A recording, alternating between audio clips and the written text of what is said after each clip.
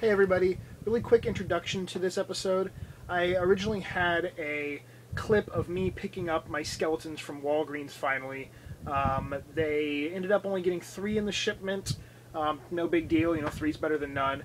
But I accidentally deleted that clip apparently. I can't find it anywhere. So, pretend this is a clip of me getting the skeletons, and then everything after that will be me doing stuff to the skeletons in a normal haunt build video. But I also wanted to say that I got my the orphanage DVD in the mail from Haunted House 1408, who is Aaron. Thank you very much, man. I look forward to watching this. I had won his 50 subscriber contest. I hadn't won a contest for a while, so very much looking forward to giving this a view, and then I'll let you all know what I thought of it. And that's it, so enjoy the rest of the video now. Hello! I brought over a couple of the skeletons. I left one at home because these two I'm going to take apart. Haven't really 100% decided how I want to take them apart, like if I want to leave how many full legs, how many full arms, that kind of stuff. But I'm going to take these two guys apart, and I just didn't bring the other one over for room's sake, so I still have some space to move around. But I think I'm going to have, mainly I wanted a rib cage. I just thought that would be so cool having a rib cage like just hanging from some of the barbed wire, all bloodied up and stuff. And then I want to maybe have one entire spine all the way up with a head still attached. Thought that would be kind of cool too. So we'll see what I can make work. They're held together by little screws. You can see the WALGREENS skeletons this year are a teeny bit different than last year. The skull is fully screwed into the spine, so you can't turn it side to side. That's not really that big of a deal because I'm sure you can always just remove a few of the screws or rig it up if you really wanted the head to move for some reason. There also seems to be, in general, a few more screws and staples than last year, so it makes them a little bit more solid. When I picked up my 3, I didn't have any that were falling apart or anything like that. And I also think that they added, let's see if we can see, where the joints fit together. They're just little plastic pegs, but I think the pegs seem to be a little longer this year than they were last year, which gives more movement in the joints, so the legs can fold up a little bit easier and they don't pop themselves out of the socket like they were doing last year.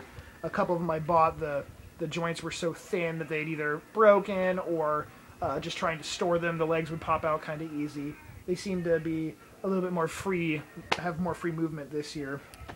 So I'm going to start ripping them apart now. One whole skeleton is apart. I have the bottom half of the spine and the tailbone. I have the pelvic bones, which I decided to leave together because I already have a couple just one side of a pelvic bone. I had like 2 or 3 pieces of that came in, you know, the bag of bones, so I figured I'd leave one together.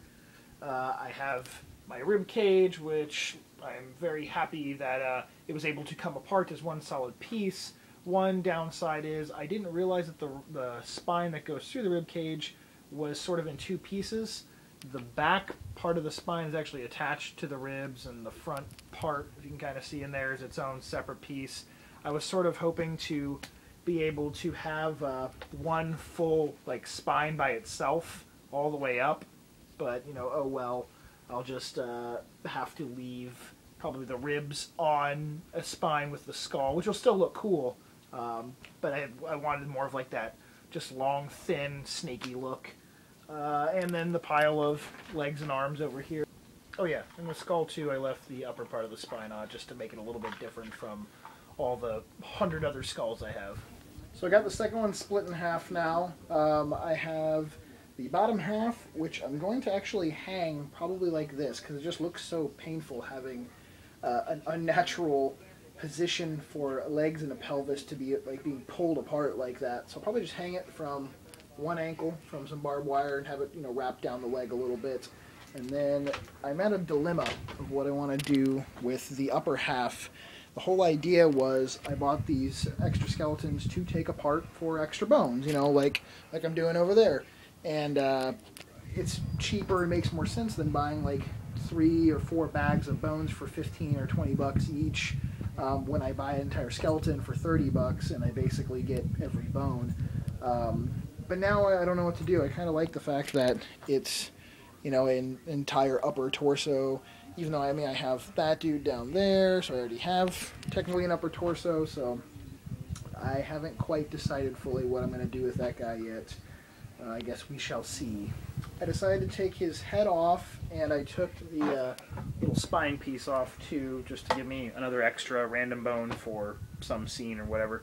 And that leaves me with a full spine with a rib cage attached, and I just left both arms on, as you can see. I am done with these skeletons this year, except for the fact that I'm going to smear some blood on them, obviously closer to Halloween. I'm going to go pull out some other shit from the closet now. This is a lantern that when I had my Halloween prop company, one of my partners made. She took one of our skull molds and put them together to make this weird conglomeration. She was also a jewelry artist, and she actually made the chain that holds it. She would do all this type of cool like link work for necklaces and rings and stuff. This has pretty much always been held by the Rotten Hill prop every year. I don't know if I'm going to have him hold it this year, though. I might just hang it from somewhere else, because the idea with Rotten Hill is in the closet. While I'm talking, I'll show you. The idea with him is I'm going to have his arms sort of spread out, because he's going to be like the ceremony leader in the ritual scene. So that guy right there, Rotten Hill, he, like I said, normally holds it. He just has really long, creepy fingers. But I don't think it'll look as good with his arms stretched out, like sort of summoning something and holding a lantern. It just kind of won't be right. So maybe I'll try to hang the lantern like beside him. I sort of designated that little lantern as his a few years ago. So, and now for a couple props that I made a few years ago. This guy called Seeker. He is PVC pipe, coat hanger, paper mache the way I do it, and he's painted with spray paint. You can't really tell in this poor light, but he has that stone spray paint, like the textured stuff, sprayed over most of his body, and then you know, black, gray on his body, and then on the head I used red and then misted it with a silver, so it creates that shine. It actually changes sort of colors and the way the light hits it differently. So kind of I wanted to give it like a rusty look. So I was really happy with the way the head came out. It sort of looks like a welder's mask for a head. And I exaggerated his hips and gave him like really tiny little shoulders just to make him a little extra creepy. And then he goes in the ritual scene, and this next one also goes in the ritual scene. This guy I named Splicer. He's my take on Pyramid Head from the Silent Hill video game series and from the movie. In the game, he holds a giant knife, and with my prop, I decided just to make his arms the knives. The arms and the head are made out of cardboard. The head's made of like 4 pieces of cardboard. It's actually detachable. I don't know if you'll be able to tell. Nah, it's too dark, but there's 3 little pegs that you can slide the head on and off of. I made him his own little outfit, like his little apron, that I actually took little pieces of wire and sewed it together with some wire. He has the same sort of like textured paint that the Seeker prop does for his body to give him sort of that extra, you know, nasty skin look.